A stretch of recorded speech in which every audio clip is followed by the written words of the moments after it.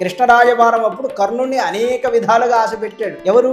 పరమాత్ముడే కర్ణుణ్ణి లోభ పెట్టాడు. అయితే కర్ణుడు అప్పుడు ఒక మాట అంటాడు, నాయనా నాకు తెలుసు నువ్వే గెలుస్తావన్న విషయం నాకు తెలుసు, పాండవులే గెలుస్తారన్న విషయం నాకు తెలుసు. దుర్యోధనుడు నన్ను నమ్ముకునే యుద్ధం చేయడానికి సిద్ధంగా ఉన్నాడు కనుక నేను వాడిని విడిచిపెట్టను. వాడు నన్ను చాలా మంచిగా చూసుకున్నాడు. ఇప్పుడు నా ప్రాణం వాడి కోసం ఇవ్వడమే సరైనటువంటిది అని మాట్లాడతాడు. పైగా నీతి గురించి చెబుతాడు. ఇలా చేశాడు అలా చేశాడు, నన్ను ఇంత నమ్ముకున్నాడు కనుక ఈ రోజు నేను రాను అంటాడు. కృష్ణుడు ఒకటే మాట చెబుతాడు, నాయన వినాశకాలం దాపురించిన వాడికి అవినీతి నీతిలాగా కనబడుతుంది, యుద్ధం తప్పదు అని కృష్ణుడు వెళ్ళిపోతాడు. అందువల్ల కర్ణుడిని మనం సరిగ్గా అర్థం చేసుకోవాలి. ఇంకో మాట కూడా అన్నాడు కర్ణుడు, తండ్రి అంటే కృష్ణుడిని ఉద్దేశించి, పరమాత్మ నేను గనక పాండవుల వైపు వచ్చేస్తే ధర్మరాజు తన రాజ్యం మొత్తాన్ని నాకే అప్పచెప్తాడు. అలా తన రాజ్యం మొత్తాన్ని నాకు అప్పచెప్తే నేను నా మిత్రధర్మాన్ని అనుసరించి మళ్ళీ తిరిగి దుర్యోధనుడికి అప్పచెప్పాల్సి వస్తుంది. నాకు అది సమ్మతం కాదు. దుర్యోధనుడికి రహస్యం తెలియదు, కేవలం నేను యుద్ధం చేస్తానని మాత్రమే నన్ను నమ్ముకున్నాడు కాబట్టి ఆ విషయంలో నేను ధర్మంగా ఉంటాను, నేను రాజ్యం జోలికి పోను సుమా అని కృష్ణుడికి రహస్యాన్ని చెప్పాడు.